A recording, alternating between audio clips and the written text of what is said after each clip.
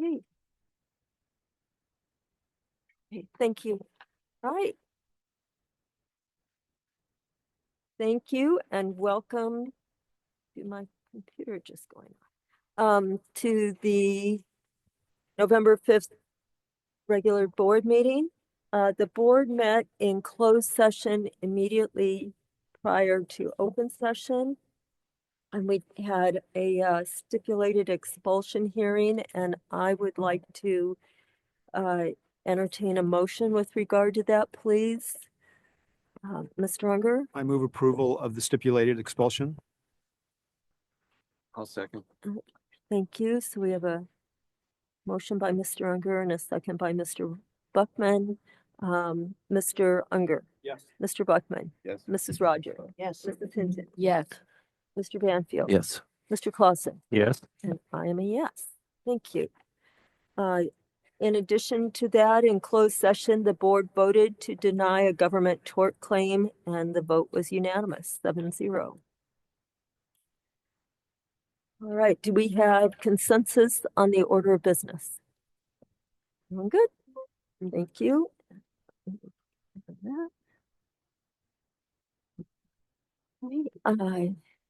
Next, we are going to have a presentation from Pacheco this evening.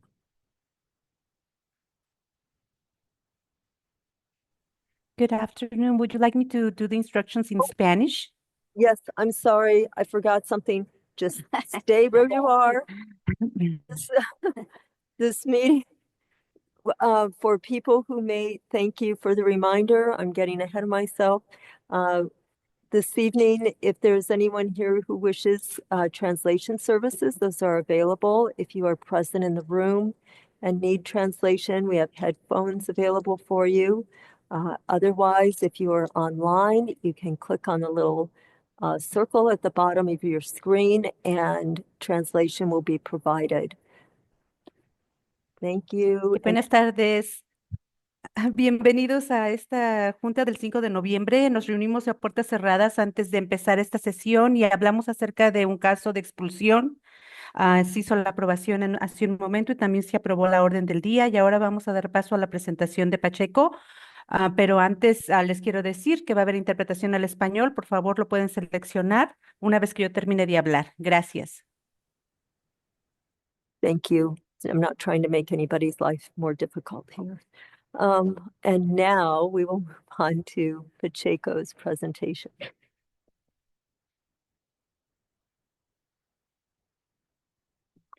Good evening. Thank you for inviting us. Board members, good evening. Dr. Prather, thank you for the invitation. So I have three sixth grade students that are going to join me for this presentation. I have Diego Marquina, Belen Sanchez, and Kinsley Lavelle.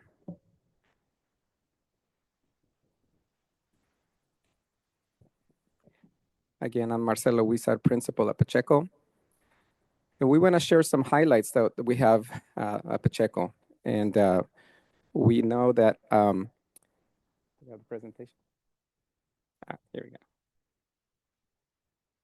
Okay, the goals for Pacheco is we want to deliver a rigorous, high quality instruction to our students in 2 languages. Our goal is for our students to exit Pacheco being fully bilingual and biliterate. Our students will also develop appreciation for people of different ethnic and linguistic backgrounds and also develop a cultural sensitivity for others. We have a dedicated team of staff members. And in this picture, you see our staff members on the very first day of school. There's major construction starting at our site, and we went with this construction theme. They're all wearing Somos Pacheco t-shirts. And those hard hats, I wouldn't recommend wearing them at the job site, but they do the trick. Again, a very dedicated team. They believe in bilingual education and the benefits of being bilingual in our society. Okay, now I'm going to hand it over to Belen. She's going to talk to us a little bit about the Youth Truth Survey.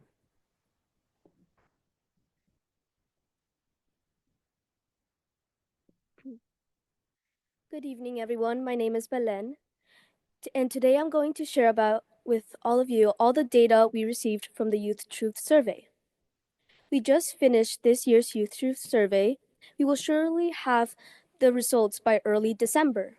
But we are happy to report that our students' participation was excellent, which was 97%. 35 of 36 of staff members completed the survey, which got us to 96% for the staff participation rate. For the parents, it was sadly lower than we would have liked, although this year's data shows that it was more than double of last year's, which was 11%. This year, it was 31%. Okay. These are the top 3 themes from the Truth Survey of last year's.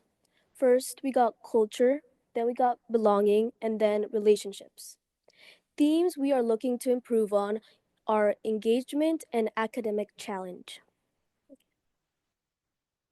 Up next, we will have Kinsley Lavelle.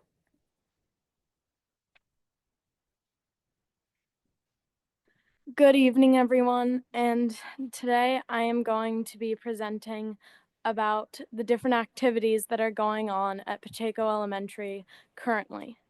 Recently, the 6th graders took a trip to Catalina Island, and we had lots of fun. We were able to go rock climbing, snorkeling, hiking, and we even did a squid dissection. We also learned many new things, including more about fish, sharks, rays, and the different parts of algae. The 5th graders also recently took a trip to the Monterey Bay Aquarium. On top of that, we have just concluded, for school sports, we have just concluded girls volleyball and boys soccer and have just started up girls and boys cross country. Up next will be Diego Arteaga Martina.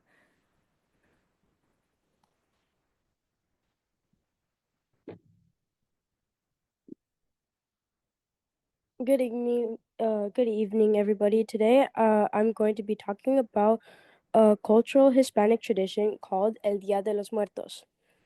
El Día de los Muertos is a day when we celebrate the people that are no longer with us today. We celebrated this event at Pacheco with dance performance. We put up a beautiful altar.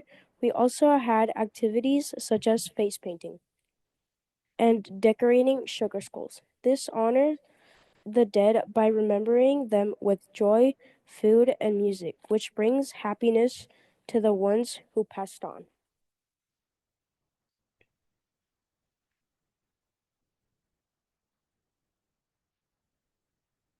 All right, thank you to our student senators, and they've got plenty of practice already this year because they've presented at assemblies, they've gone around to classrooms to talk about the Youth Truth Survey, and they're naturals at this. I'm worried that they might take my job soon.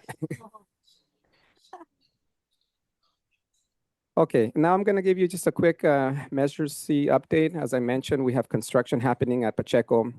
First phase will be underway very soon. 9 portables are almost complete. In the next month, we should start seeing teachers move into those classrooms. So again, we have 9 temporary classrooms. They've made great progress. I think the electricity should be coming on in the next week on those portables. We're also going to have the blacktop, our main central area there, the main quad, that's going to be getting redone. New asphalt will be poured, and so we're going to do restriping, so that's going to look pretty clean for our site. And here are a few pictures from those portables. Again, 4 of those are on the blacktop, and then 5 are on the what used to be the grass area to the south of the school. And we got to keep in mind that at the end of this construction, we're going to have facilities that our children are going to enjoy for years to come, and our community, it's going to be something that they can be proud of for many, many years, because Pacheco will be here for years to come, correct? So here's a few pictures of our students in action. And like I mentioned to our parents at Back to School Night and to our staff, learning doesn't stop because construction is happening. It's happening every day. Learning it's not going to pause, and that continues. A little bit about parent engagement. This shows different events, different councils or committees that our parents can get involved with, and we always extend the invite for our parents, and I can't complain because parent participation at our site is great. So we have different opportunities for them to get involved, and they always show up when it's, when it's time to come and support our school. And with that, I want to thank you. This is last year's picture. I'm trying to figure out how we can top this picture for our site. But this shows that Pacheco, there's a lot of love, mucho corazón, and stop by and visit us. Thank you. Thank you.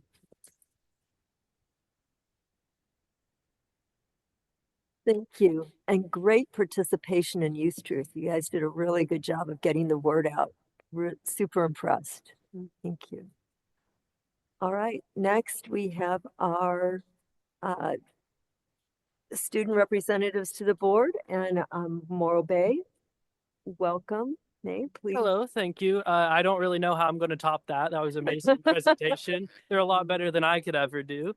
And so I'd first like to start us off with here. Let me see if I can get this up. There we go. What's going on at MBHS? What's up our alley over there? First up, we have sports. Our girls volleyball team won the league title this season. They were 8-0 in league, which means, of course, they were undefeated. We are very proud of our team and all the effort they put in. Our girls golf team won the league tournament and the league finals tournament, and that was an amazing time. This weekend, Shelby Taylor won the county championship in girls cross country. We're excited for her and the rest of the team as they gear up for their CIF run. Our girls water polo team is hosting the first round of playoffs, CIF playoffs at 6 p.m. this evening. And our boys water polo team is in the playoffs too, competing at Bullard tomorrow. The football team will host the Pirates of Reedley High School, which is fun because Pirate versus Pirate football game. The chants are going to be very interesting. In the first round of playoffs this Friday night, it'll be an amazing game. And another individual note for football, our quarterback, Sans Doherty, is ranked #1 in total yards game in the central section. Total yards is passing and rushing combined.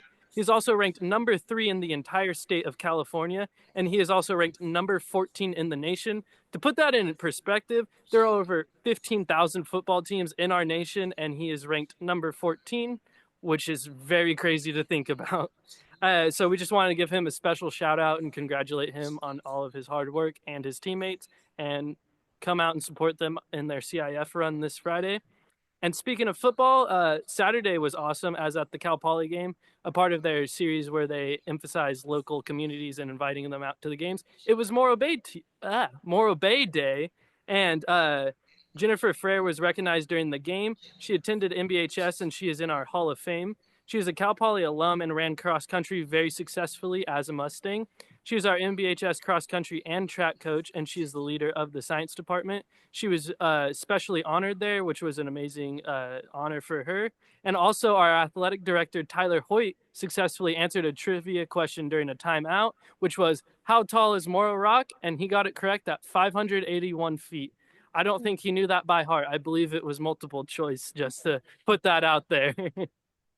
Next up, and also this picture in the top left, there's a very handsome individual on the left there, was the boys and girls golf team helped out with a fundraiser with the Morro Bay Chambers of Commerce Foundation, which is a new organization that provides scholarships to local students in need, where they raise enough money to do 5 $2,000 scholarships to graduating Morro Bay High seniors. So we wanted to thank them for that, allowing us out there, and it was an amazing time, and it was a good way to connect with the community. Next up, some of our academics. Excuse me, sorry. Last week, many of our avid students went on an overnight college visit trip. They visited Cal Lutheran, USC, UC Irvine, and CSU Fullerton. There's a lot of rundown of that will be also featured in this week's Spyglass, which is our weekly news video update. So there will be lots of amazing interviews and insights into their trip there. And 23 mock trial students were in Menlo this weekend to compete with elite high schools. This amounts to preseason for mock trial, and for MBHS to get an invite was really impressive. Mr. Waldman and the rest of our mock trial coaches are also doing a great job. Another field trip currently underway is our field studies trip. 15 of our students are spending 5 days on Santa Cruz Island. They're participating in real-world scientific research collaboration with professionals from government agencies in Cal Poly. They get training in latest research techniques and protocols. MBHS students continually share that this trip impacts them more than any other field trip they've ever been on, as they get to go out there camping. There's no technology really, and they're just being one with nature and kind of understanding how nature flows and learning more about a lot of biological fields in college and careers that can lead to. We are also excited that some of our auto students and as well slow high auto students are attending the SEMA Auto Show this week. It's the largest auto show in the world, and our students will be getting top-notch access and educational opportunities there. I believe that is located in Las Vegas, so they went to a very fun trip there for that. And it is college application season for us seniors. There have already been 3 college cafes put on by our counseling team, and there are 4 more coming up. This is for MBHS seniors to come in and get help with any applications that they are working on. And to talk about clubs and classes, our fall play kicks off Friday night. We're very excited for The Lion, the Witch, and the Wardrobe. Here are the show's dates for anyone wanting to attend. This Friday, there will be a 7 p.m. show. This Saturday, there will be a 2 and 7 p.m. show. This Sunday at 2 p.m., Friday the 15th at 7 p.m., and Saturday the 16th at 2 and 7 p.m. And finally, touching upon some ASB news, the school blood drive went really well last week, as you can see by the picture right there. That is Emerson after she's getting her blood drawn. We partner with Vitalent every year and do these amazing blood drives. It offers a good way to help with the community and show the students the importance of doing things like this. Next week, ASB will be supporting the Student Recognition Luncheon. We do this each semester, and we ask each teacher to invite 2 students. With the support of our cafe, we will have a taco bar available. And also, this picture right here, it was our Halloween costume contest, which was amazing. A lot of our prizes were funded from local businesses like Sylvester's, with the overall winner receiving a $50 Sylvester's gift card. And it was amazing and fun time. And that's all I have for you guys tonight. Thank you so much for inviting us out and having us as always. Thank you. Well, Nate, as always, so much going on. Yeah. It's amazing you have time to attend class. Yeah. Yeah. I try my best. Squeeze that in there somewhere. Yeah, thank you. Thank you. And Linda. Good evening, everyone. I'm excited to be here and to see you guys all again. I have quite a lot to share, so I'm gonna get started. Firstly, I want to talk about something that our campus did for the first time. We put on another show. It was put on by our incredible students and directed by Miss Eben, all put together in 5 weeks. This was performed in the round, which basically means that they did it on the floor instead of on the actual stage, and all of the audience was sitting all around them. So it was pretty cool. If you got to see it, it felt like you were really like a part of the show. So that was really cool. It was also double cast, so there was 2 sets of actors for every show and every play that was offered. And some of the pictures here, we can see 2 of the different stage managers, Bob Myers and Bailey Morgan. So they were really fantastic. They did great with their individual cast. So that was really cool to see. Another new thing that we introduced this year was Hello Week. It was a week full of different activities, and each day strive to build community and increase wellness on campus. So on Monday, we had an activity where you can come before school, during lunch. You could write a letter to someone, and we would mail it for you. On Tuesday, we initiated the rock, paper, scissors competition. So every single class during their 3rd period got a strand of beads. And on Wednesday, we gave out numbers at the front of the school to everyone. And basically, you had to go around campus and find your other pair. And if you found them, you could go down to our wellness center and get a prize for that. So it was really cool and a different way to interact with new students. You know, maybe if you don't know who they are, but you say like, hey, like you're my matching number. Like, let's go down, like get our prize. And then that just like strikes up a conversation. So it was really cool to see that all around campus. On Thursday, we had a spirit day and we had bracelet making. So students had a chance to come down during lunch again at the wellness center and just hang out with different people, you know, maybe people you might not say hi to on a regular basis. And so that was really cool. On Friday, we had the final of the rock, paper, scissors challenge. And so you can see our winner down on that bottom picture. He's wearing a crown. He got all those beads and more. It was really cool to see because there were plenty of students down there. We put up a stage, some music. We had a bracket going. It was really cool. It was really amazing. So we're really glad to have introduced that this year, and hopefully we'll keep it a tradition. Got quite a lot to talk about our athletics. They've been doing really great. Every single sport has been doing amazing. I want to touch on girls golf for a little bit. We started with 2 individuals playing in the CIF tournament, and one has moved on to competing in state. So we wish her the best of luck. She placed third in her round and fourth overall, and so she's gonna head that way to section championship. Our girls volleyball is placed at the number 1 seed in Division 1 semifinals. They won their first playoff game over Buchanan, and they play their semifinals tonight at 6. Um, Girls tennis is also playing in Division 1, and they also have advanced to their semifinals. They also play tonight here. So a lot of Tiger stuff going on tonight. Football just took a huge win over Atascadero this past Friday, and we're excited to announce that we're the Sunset League champions for the very first time ever since 2019. So we're really excited for that one.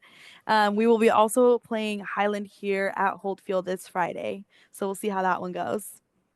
For cross country, they raced in the county championships on Saturday, and both girls and the boys won the county championships. So that was really exciting for them. Girls and boys water polo also played in league tournament. Both placed at 4, and both will be moving on to the CIF playoffs this week with all home games. So our sports have been having a blast down there. Similarly to Pacheco, we also like to acknowledge Dia de los Muertos, and we had an ofrenda set up at the front of the school, and we had opportunities for students to bring either pictures or something that reminds them of their loved ones. We put out a video in TNN explaining what Dia de los Muertos was and how it became a tradition and why it's important to acknowledge this day. And a lot of students brought pictures. We had picture frames available, so if some student didn't have one, they'd come down to the ASB room and we would give them one. We honored a lot of students or staff that have gone to SLO High that have passed away, so it was really cool to see the community come together. Band just had an amazingly huge day on Saturday. They competed in a competition in Pismo Beach, which we attended and cheered them on, as well as our color guard. And they placed in different categories, which was really cool to see, considering there was so many bands out there from all over California. There was middle school bands there as well. It was really great. And then they came home that same night and participated in the Roar, where we hosted many other bands here, and that as well went really well for them. Some other events that we've had was the spring musical auditions. Those happened last week, and so we will be putting on our other play for the spring coming up pretty soon.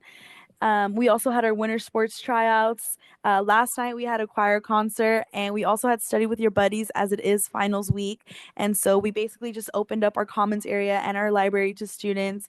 We offered snacks and hot chocolate, and it's just a chance for students to have a space to study to prepare themselves for this finals week. And coming up, we do have a watch party tonight down in our lecture demo room. I believe it's from 7 to 9 or 7 to 8, just to watch the results. And so people are excited for that one as well. Like I mentioned, it is our finals week. So we will be starting with those tomorrow. And on November 18th, we'll be having the Winter Sports Parents Night. And on December 4th, we'll be having the Fall Sports Awards Night. So that wraps it up for us. Thank you for having me. Phew. That was a lot. Sorry. It's a lot. And you've got finals starting tomorrow. So on that note, you may have some studying to do. Oh, yeah. Nate, and thank you both for coming you. tonight. And as always, filling us in on all the really wonderful activities going on at the high schools. So this will be you, Pacheco, in a few short years. You'll be looking at these activities and deciding what you'd like to participate in. So we don't want to keep you here if you have things to do and places Is to there a go. quick comment? Yes. Oh, Brian. I just wanted to thank the Pacheco presenters. I just want to say you guys did a really amazing job. And thank you for being here. And you guys always do great, but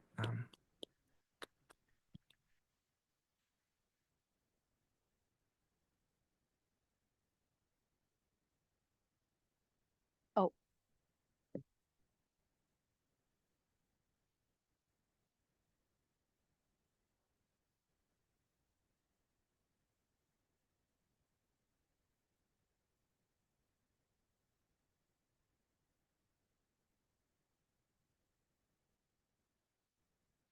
And for the public to address the board with issues or items of concern that fall within the purview of the school district.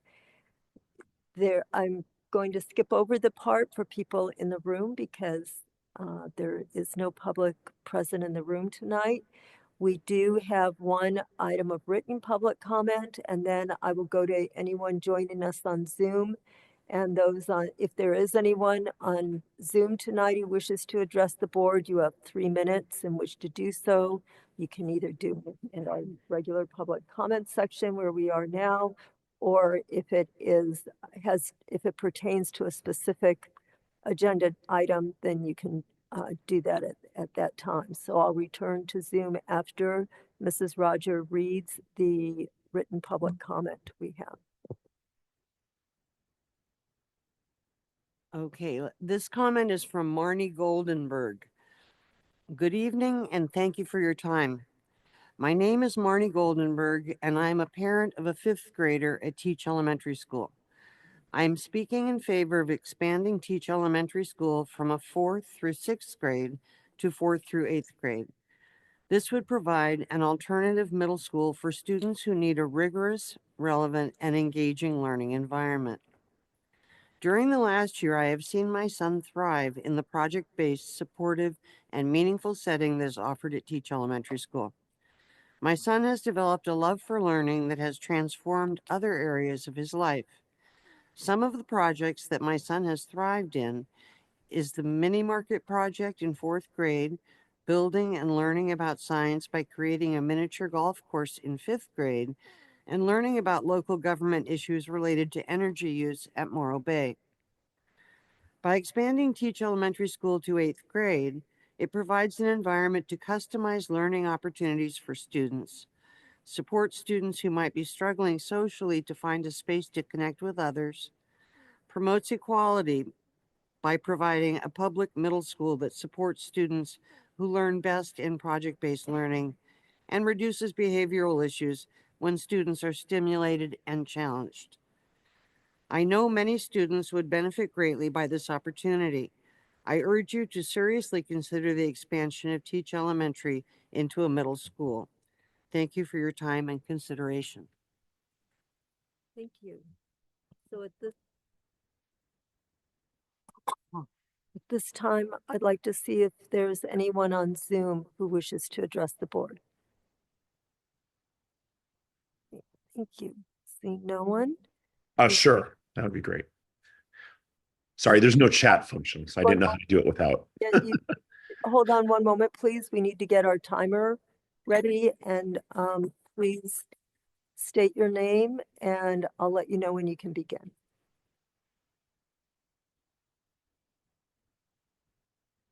Okay, please begin.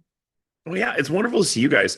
This is my second time ever coming. I'm sorry to not be there in person tonight, but I wanted to share my gratitude and thanks to Lisa, one of the superintendents.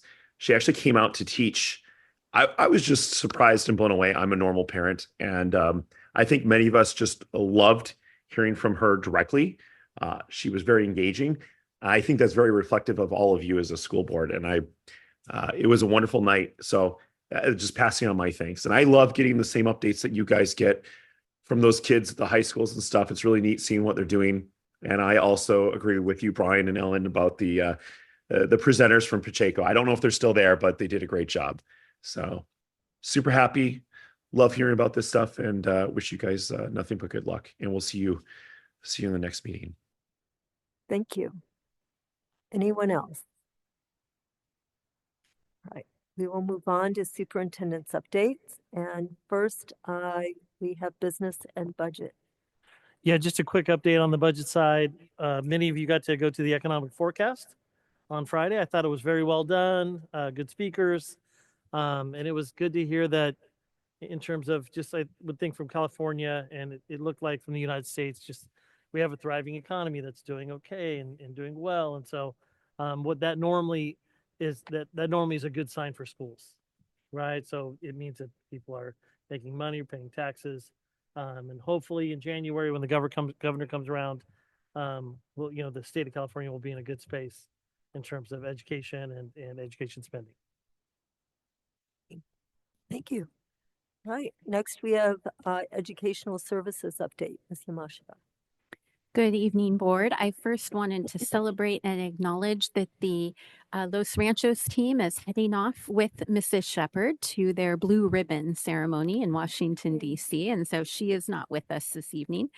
But we have had a phenomenal fun day last Friday with our secondary teaching staff. It was their professional development day, and Mr. Neff and Mrs. Gould worked tirelessly to prepare an engaging morning about working with neurodiverse students. And then the afternoon was spent with teachers collaborating in department teams on coordinating curriculum. So it was a super fun day. I've been out to doing site visits. Also last week on Thursday was the Student Senate. Thank you for Ms. Hinton joining us.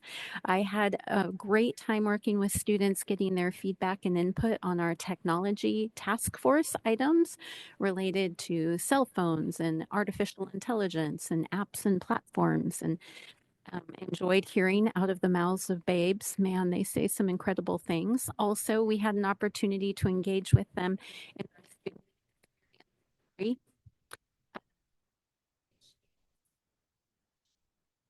we're doing. It's coming in and out. Okay. And talking about who are the heroes at school, what's been your best day at school, and who are the villains of your school day, and what's been a challenging day at school. And to our public.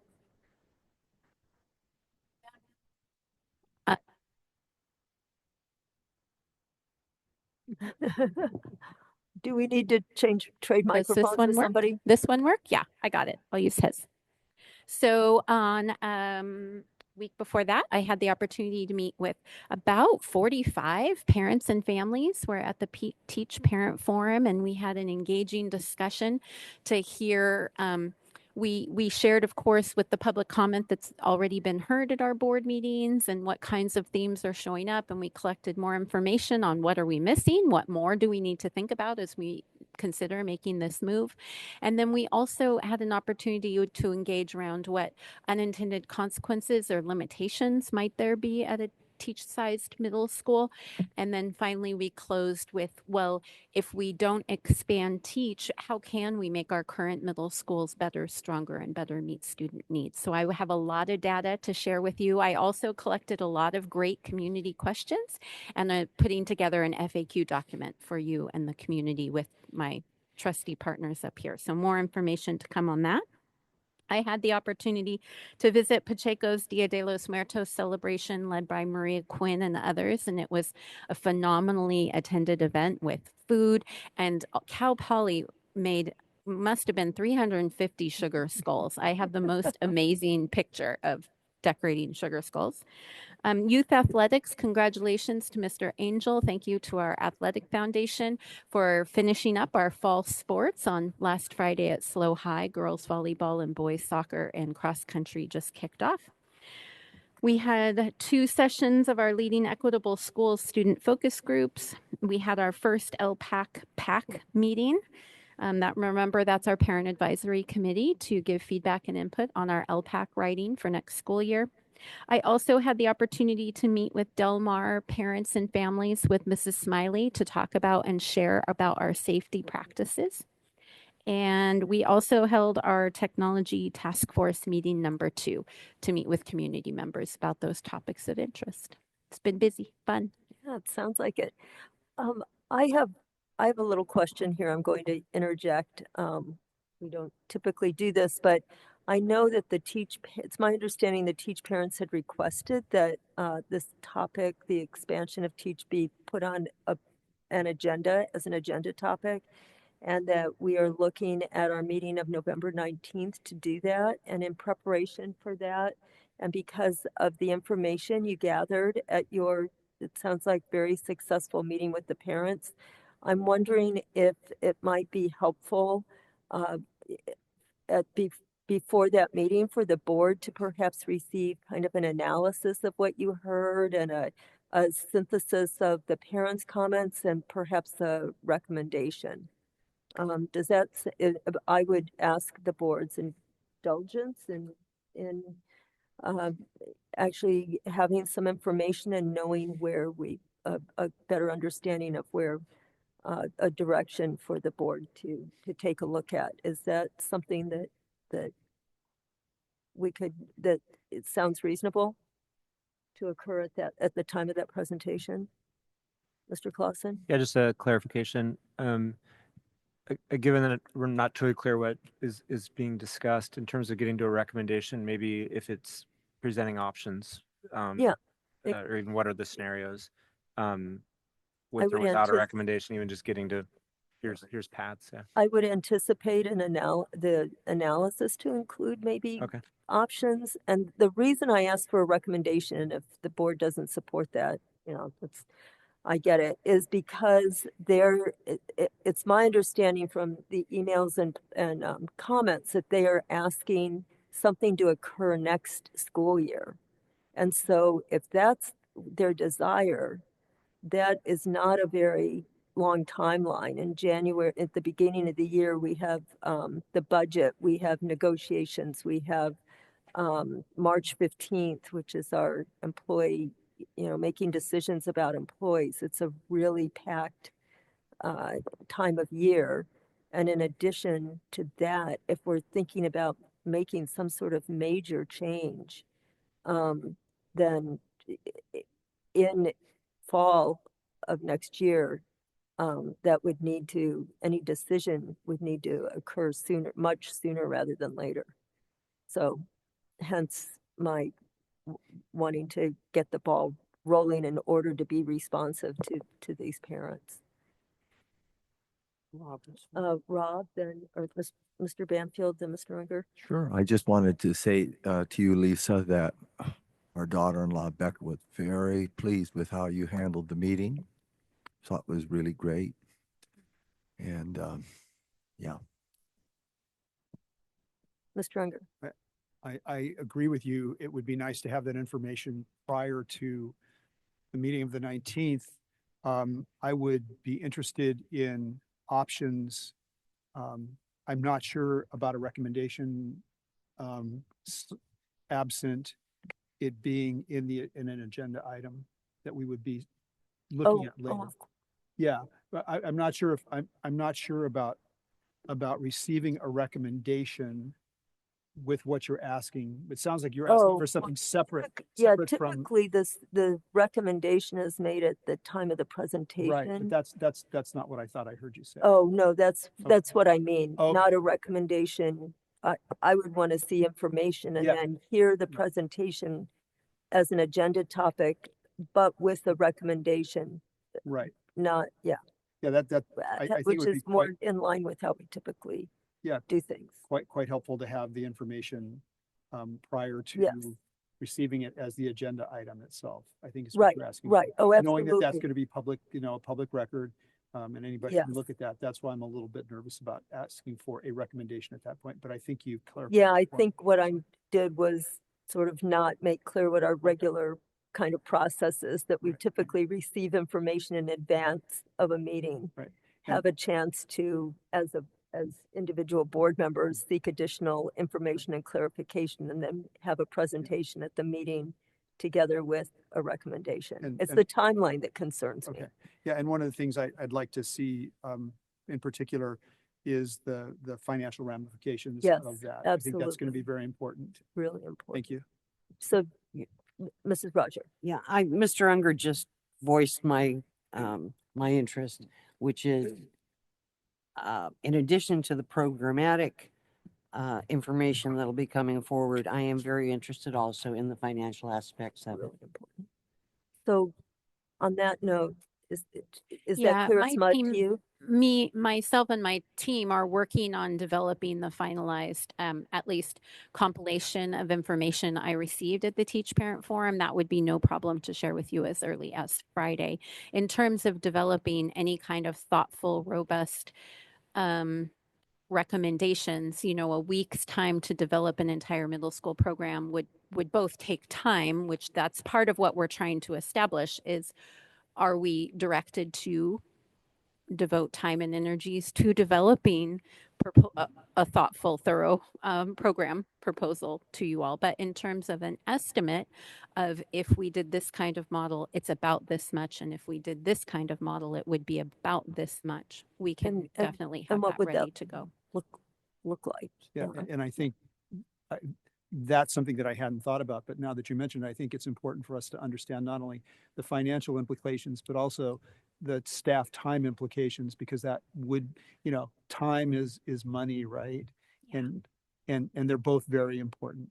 So I'd be interested in how much time you would anticipate it would take for our staff to develop a robust program, a brand new robust program. Thank you. And I want to check in with Dr. Prater as well, if all this falls into place, since you are the one who will be helping to put this all together. I really appreciate the direction, the ideas expressed by the parents. I will say is whatever we do with Coastal, we want to do well. Whatever we do it.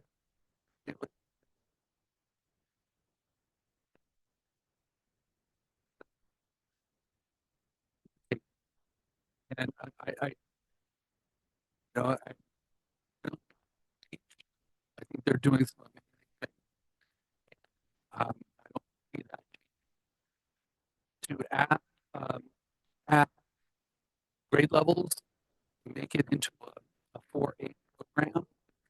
I tell you, as a creative person, middle school person, by grade, I'm excited at the concept. And I also recognize that we have challenges. And one of those is budget. Remember, we're looking at a $7 million budget deficit that we're going to have to confront January, March. And I don't mean to rain on people's parade. Thank you. Is that better? Yes. Is that better? Yes, we could not hear you before. Oh, gotcha. Okay.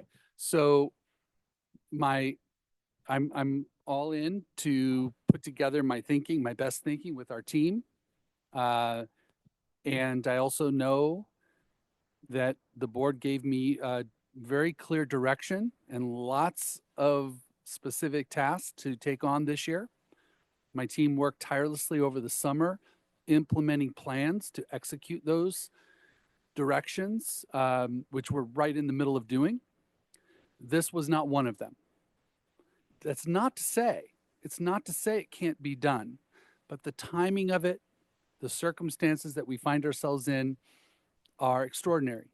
And we are in the midst of starting another engagement with PG&E and the California Public Utilities Commission on when and if Diablo Canyon extends the life of the plant. I believe they will. And what would come with that should be extra funding, which could impact our thinking on this. Also, we have really significant demographic issues on the coast. And we have to consider all of those factors when expanding a program where half of the students come from the coast. And so while I'm excited about the programmatic opportunity, I'm very concerned about the unintended consequences of doing that. I will put together my best thinking with our team. I will be as objective as possible, but I do think the board is right to put this on the agenda on November 19th for discussion. I think the Teach families deserve honesty. They deserve intentionality from us, and I very, very much want to honor that. And at the same time, I have a broader responsibility as superintendent to all the programs that we are expected to offer. So those are the things, as I move towards that date, that I need to consider and our team needs to consider. So I will put all those factors, all those concepts and thoughts together, try to give you a balanced perspective. Thank you. Yep. Great.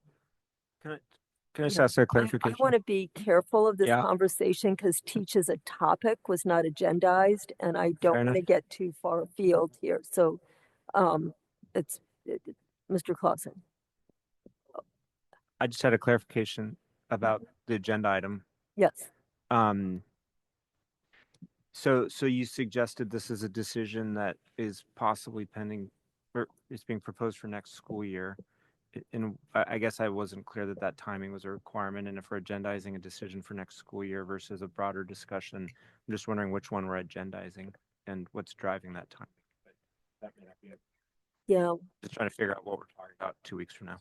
Okay. Thank you. Yeah. Well, and questions that you have that you'd like to see addressed, I think let's direct to Ms. Yamashita so that we can have a lot of clarification when we discuss the agenda topic. Yeah, those are good questions.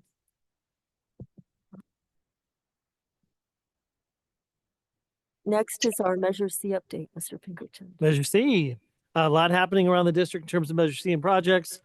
But two things I wanted to update the board. So tonight there'll be a critical decision made by the state of California about whether they're going to pass a state bond.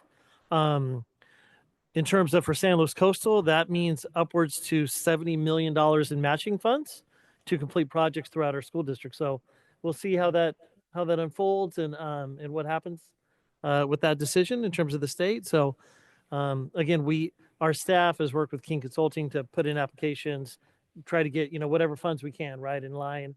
And so while it doesn't guarantee that we're going to receive those dollars, we are in line to receive. And of course, any and all funds that we can receive to help with Measure C are huge in terms of accomplishing all the goals and things that we want to get done. That said, I mentioned that because with that also, and there's also a lot of school bond elections in the November ballot. And so in speaking with our financial advisor, John Isom, and looking at kind of funding and how much money we're going to need in terms of the current phase 1, phase 2 projects that we've reviewed with the board, it looks like it's time for us to go out for our second bond sale, our second series. And so going forward, kind of beating this rush of bonds that might be improved in November, as well as the potential state bonds. It looks like December might be a good time for us to do that. So I just share that I'm going to be bringing kind of information resolution for the board to hopefully approve to move forward with our second Series B bond sale for Measure C. Along with that, we have an opportunity to refinance about $25 million of our 2014 bond. It was our first series actually for the Measure D bond. And by doing so, that would save the taxpayers roughly $1 million in basically repayments over time. So those are two things that in talking with Mr. Isom, we can actually put those together, which saves the district money by doing both those sales at one time. So again, more information to come. I'll be sharing that with the board at an upcoming board meeting. Thank you. Right. Next, we have some resolutions. So I anticipate Mr. Pinkerton standing Here up I here for am. a few minutes. So we do have a question. Chelsea Ruiz, it looks like. Was that? No, No, we're good. okay, sorry. We're good. Let me pull it up. Unfortunately, we don't have the agenda up yet.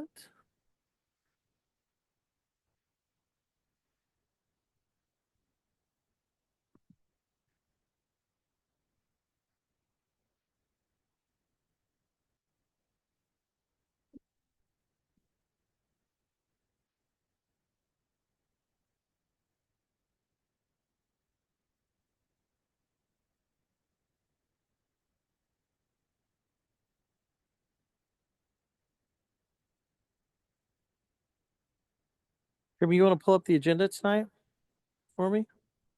Bring it up on the screen.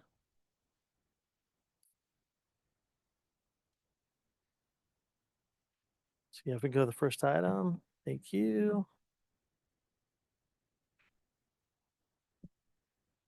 And can we share screen? So yeah, so the first one tonight is a resolution to adopt the developer fee resolution. This is basically our kind of a recap of last year's developer fees as well as our 5-year plan for our annual developer fees. It's basically the same document. You can scroll down a little bit. Yeah, there you go. So it's the same document that the board has seen every year that we bring forward at the same time. We posted this about a month ago as a public document, right? Because we have to have that 15 days to allow the public to see it.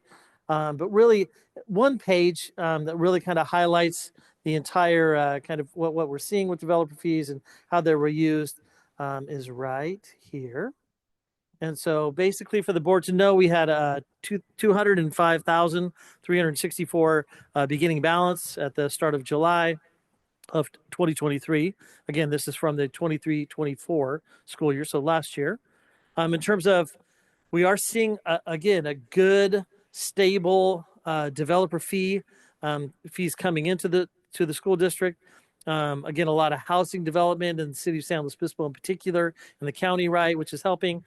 So for us, that represented from between residential, commercial, interest earned. There are some refunds where people have paid fees, decided not to build, and then ask for a refund, which we do. And so that comes to approximately $2,356,212. Of that, $2,053,242 was spent at San Luis Obispo High School, kind of completing our Measure D projects.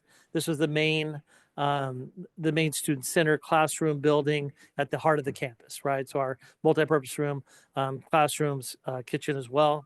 Again, we're seeing kind of a bubble of students moving through San Luis Obispo High School right now. And while this seems like a lot of money, this was a really small percentage of the actual cost. Of course, Measure D, the school bond measure, paid for a substantial amount of the actual project, right? But these developer fees do supplement those bond dollars. That left us with a balance of $482,606 that we're using this year, and of course, collecting fees now. In terms of a 5-year plan, so again, the last year's money was used towards the Student Support Center. In terms of the next 5 years, I anticipate using developer fees for a new classroom building at San Luis Obispo High School, adding more classrooms due to growth, again, students moving through, and potentially also with new TK, kindergarten classroom buildings, ones that kind of meet the 1,350 square foot requirements and have those. So that is part of the 5-year plan. We don't have to approve the 5-year plan every year, but I just go ahead and update it anyways so that we have the most recent information for the public to see. So that said, that is the information for the developer fee report and for the resolution. And tonight we're asking the board to approve the resolution for the 23-24 developer fees. I'd like to go to the public, see if anyone has any questions or comments about this resolution. Okay, seeing no one, will come back to the board for discussion, if there is any, and if not, a motion. I move that we approve the expenditure. Okay, we have a motion by Mr. Banfield and a second by Mrs. Hinton. Mr. Banfield, Yes. Mrs. Hinton, Yes. Mr. Unger, Yes. Mrs. Roger, Yes. Mr. Clausen, Yes. Mr. Buckman. Thanks. Yes. I could leave now. No, please don't. All right, that motion carries 7-0. Sorry, Mark. So the next resolution is dedicating a public utility easement for PG&E. The board is going to see a lot of these in the next few years as we're updating the services at most of our elementary sites, our 2 middle schools, as well as Pacific Beach High School. The addition of moving everything more towards electric, including our new HVAC and air conditioning systems, means that we have to upgrade our electrical services through PG&E. And so in this case, it's basically a utility easement from Los Osos Valley Road onto the Laguna Middle School campus. This is a 2-part process. Should the board approve the resolution tonight, this will be brought back to you at our next meeting 2 weeks from now for a public hearing as well as a final vote on the resolution. So all this is basically just granting PG&E a public easement to put the new, basically service line in. It's I think roughly about 10 feet off of Los Osos Valley Road. Any comments or questions from the public? No. All right, back to the board, Mr. Buckman. Thank you, Ryan. So I just had a quick question. So to bring this onto the campus, one is are we going to end up with anything above ground? Is there going to be a breaker? I don't know what the right terminology is. Some kind of box with. Yeah, there is. Okay, and Yeah. just And there's currently one now. This will okay. just be a bigger version of that. All right, so then this may take care of this next. So and where is that located? We're not building a new one, so it's not going to be in the just a kind of joke. Not going to be in the middle of one of the fields. No, somewhere. it'll be in the same location as Okay. it is now. And so Very close. won't impact parking. Thank you. No. Any other questions or comments?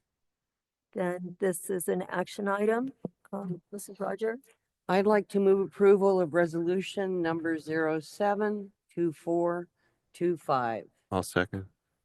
We have a motion by Mrs. Roger, a second by Mr. Buckman. Mrs. Roger? Yes. Mr. Buckman? Yes. Mr. Banfield? Yes. Mr. Clausen? Yes. Mrs. Hinton? Yes. Mr. Unger? Yes. Yes, that motion carries 7-0. Right, and our last one, Mr. Pinkerton. Yeah, so the last resolution tonight is a big one, but it's one that we've been discussing at several meetings, public input sessions, those types of things. And this is the at the last board meeting, the board will remember that we went through kind of a parent comment, information that we received, overwhelmingly supportive of making the boundary adjustments that we've discussed for several months now and several board meetings and study sessions. In fact, over the last month, I actually received 2 more positive comments in terms of supporting this boundary adjustment.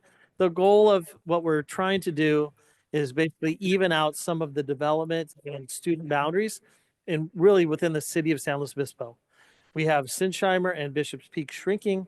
We have C.L. Smith, Los Ranchos, and Hawthorne getting too big. So by approving this tonight, the board would be rebounding basically the city schools to make them more even in the future. Again, this will take years to kind of put into place, right, as new students come in. We have grandfathered in, or basically if you're currently at Los Ranchos and your boundary has changed, the student siblings can also attend Los Ranchos should the parents choose. In some cases, I have heard from parents that say, hey, listen, we thought it was crazy that we went all the way to Los Ranchos when we live a mile from Sinsheimer, and I'm just going to have my kids go there. So really up to parents, right? If they live in the boundary area, they can attend the new school as well. So all of that said, tonight we're asking the board to approve the official resolution making these boundary adjustments. And this would begin in the 25-26 school year. By approving this tonight, it gives me enough time to, again, change the documentation, let people know, change the boundary locator, school locator on the website, all those types of things that we need to get accomplished before people begin to register their students. Any discussion from the questions from the public? Okay, Mr. Banfield. Only that I want to make a motion. Oh, all right. Any other questions or Mr. Buckman? Nothing big. It's not asking for any changes. Los Ranchos is fairly impacted, right? I mean, their population is pretty large, and it seems like, are we adding more students than we're taking away? No. Okay. So we're taking away a larger group than what basically the attendance area that would add to. I should have asked that sooner. Thank you. No, it's okay. Yeah. Great question. Anyone else? Mr. Banfield. Yes, I move that we approve resolution number 08-24-25, approving attendance boundary adjustments. Second. Okay, we have a motion by Mr. Banfield, a second by Mrs. Hinton. Mr. Banfield? Yes. Mrs. Hinton? Yes. Mr. Unger? Yes. Mrs. Roger? Yes. Mr. Buckman? Yes. Mr. Clausen? Yes. And I am a yes. That motion carries 7-0. Thank you. All right, we will move on to our next agenda item, which is Ms. Yamashita, the California Assessment of Student Performance and Progress Results. Do we, in terms of the presentation being in Canva, is this what I should use for the cursor?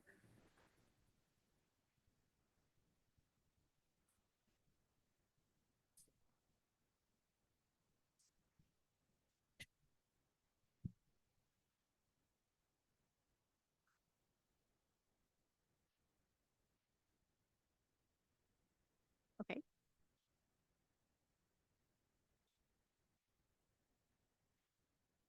We have active data graphics that can only work in Canva. So give me a second, please. Super exciting.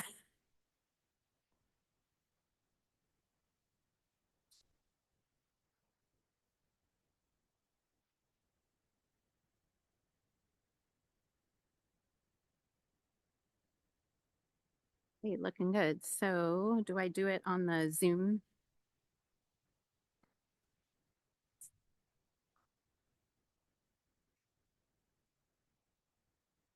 How do I use the mouse to go over active data? Does this work? Okay, cool. Never mind. Perfect. All right. Now we'll go backwards. I am super excited to get to share with you our collaborative work with Parsec Education. We had talked about Parsec was coming, and they are a data visualization and dashboard organization. That has come alongside and helped us develop this presentation. So it will have a little bit of different look to it than you've seen in the past, but a wealth of information. And I want to be able to highlight and run through the presentation its entirety. And then there'll be an opportunity for questions to go back to slides, et cetera, about pieces of the data, if that's okay, because the question you come up with on slide 4 might be answered by slide 7. So we'll wait till the end to take as much time as you need to ask questions about the data. But really, I'm here to tell the story, an amazing story of San Luis Coastal's great success for many of our students. And the whole point of taking time and making room for this data discussion is to support our continuous improvement.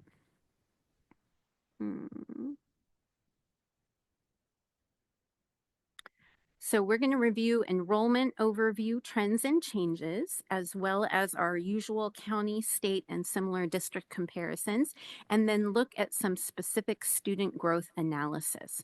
So we really want to reflect on our complete data story.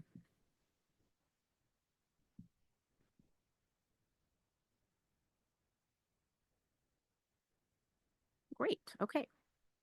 I can double dip. So who are we enrollment trend wise? Aren't these cute little happy San Luis Coastal children? So this is a really exciting slide for our team in San Luis Coastal. It's the historical student enrollment count. And I know in my time here, I've heard, you know, we are a basic aid district, so we don't count how many students there are because we don't get paid or earn revenue by a student. But what is so exciting about this slide is you will see that since 2015, we've seen a steady enrollment trend, even through the census pandemic work. And we are actually the only district, we just found out 2 days ago, let me repeat this, we are the only district in our county that has reached our pre-pandemic enrollment numbers.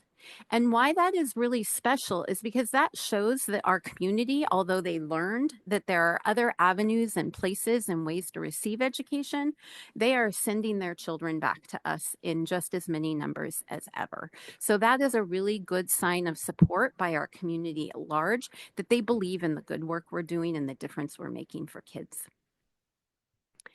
And what's interesting, I wanted to share with you some of our student population information because the types of students we serve really impacts the kind of work we do.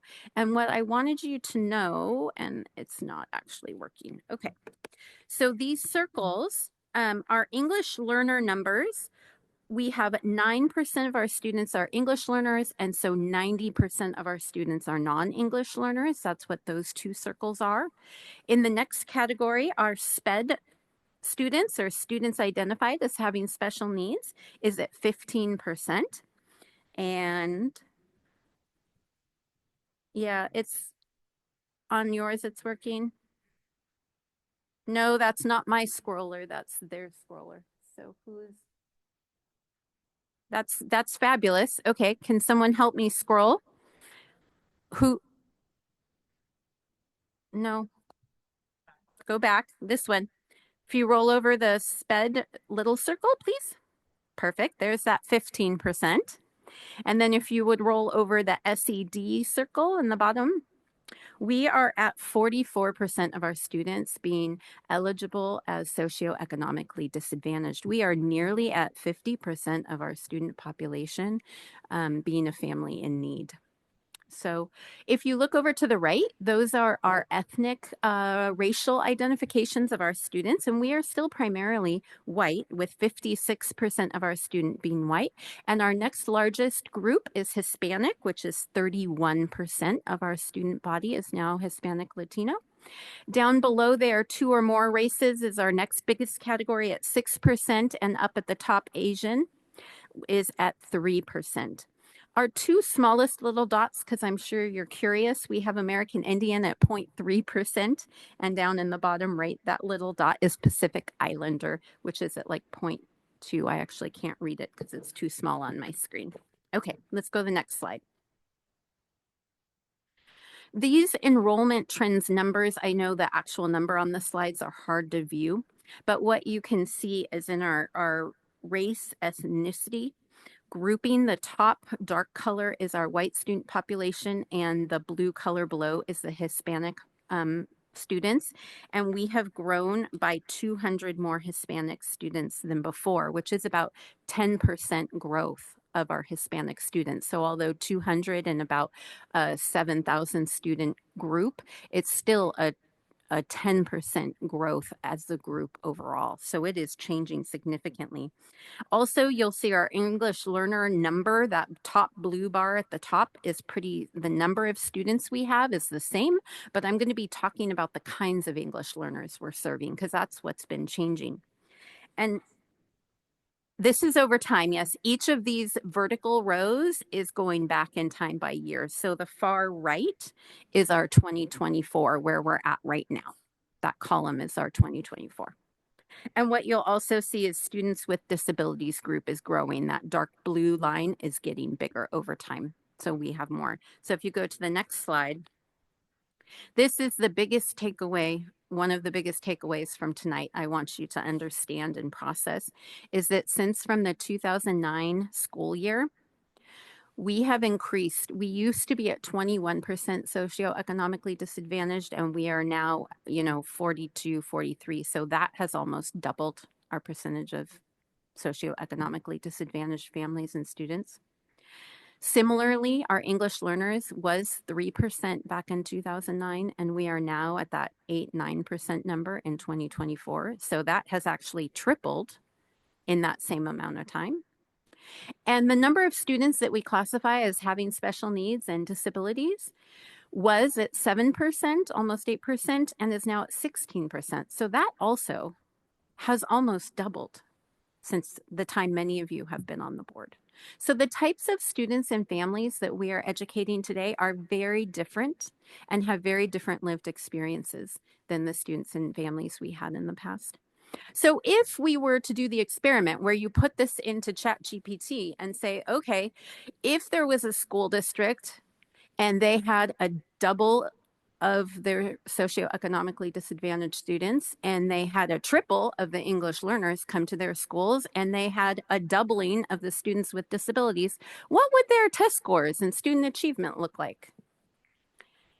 Well, ChatGPT would predict that you would be moving backwards over time because, of course, those students are identified in those categories because they are not performing on the standardized assessments in the passing qualifications. But that is not the story of what is actually going on at San Luis Coastal. And because of our hardworking, dedicated staff, we are still seeing gains in the overall performances of our students, albeit small. So reading this graph, we have a 1% increase from 2023 to 2024 in English language arts and the total number of students who are meeting or exceeding. That is the quote unquote passing on the state test exam. So the big circle on the left is English language arts. And we are at 66% met or exceeded.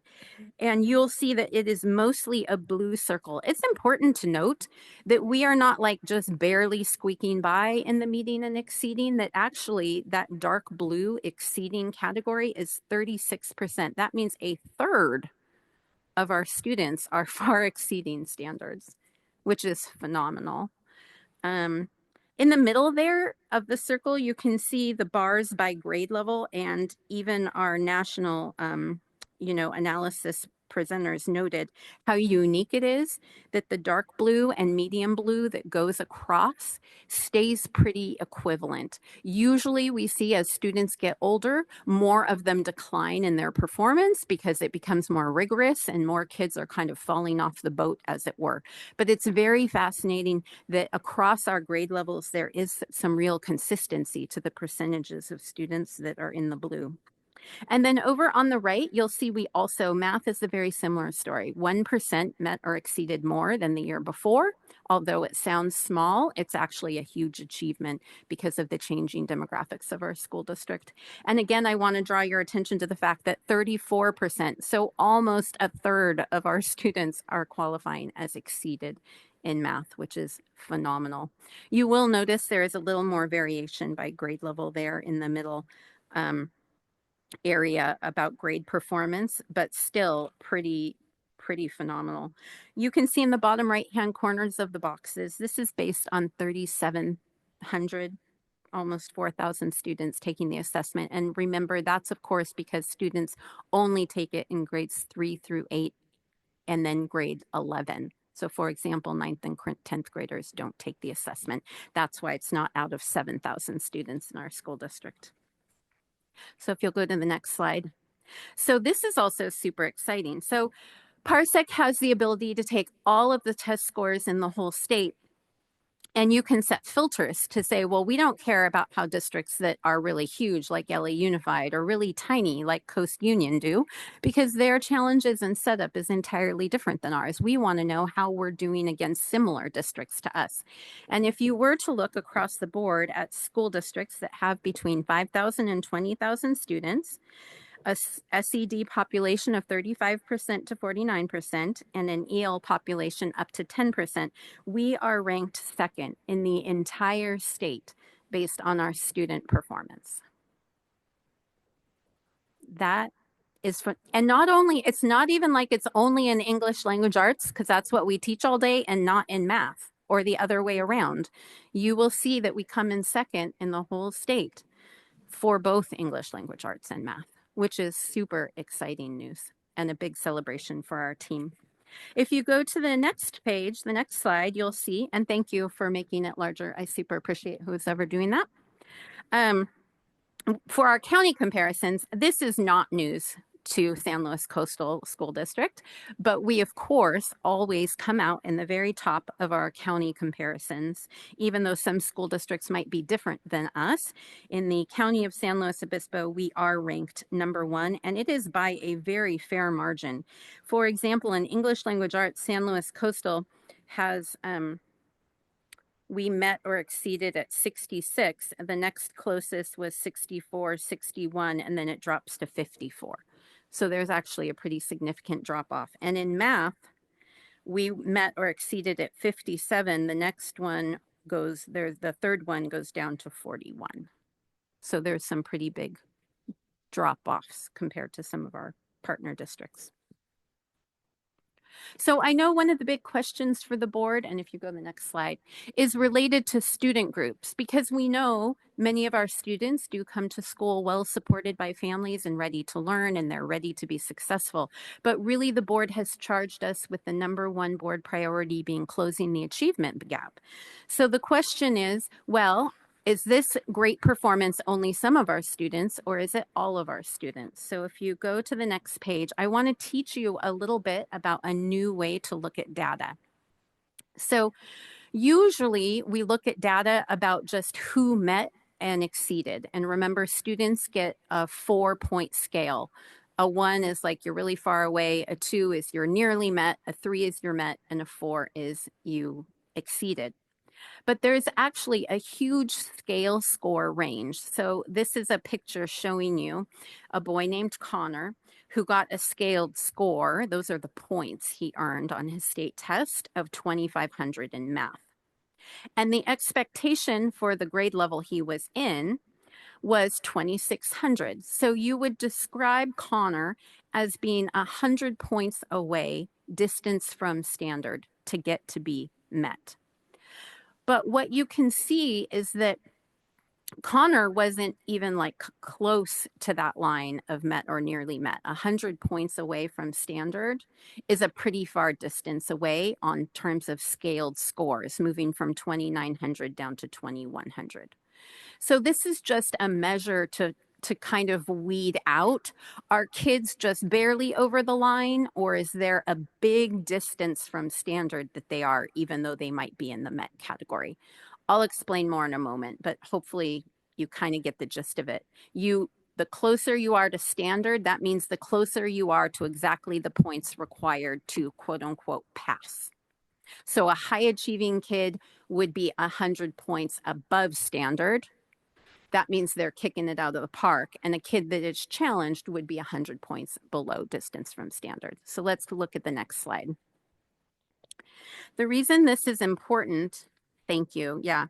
We want to make sure that, for example, our socioeconomically disadvantaged students, I know that's one of the student groups we're required to focus on by the LCAP. I've heard multiple times from the school board, this is a really important group to you. By the way, we're talking about 5,600 scores that were counted to collect this data. And it's going over time from left to right. And we see exactly what we want to see. The dark blue and the light blue is getting bigger and taller, and the percentage is growing.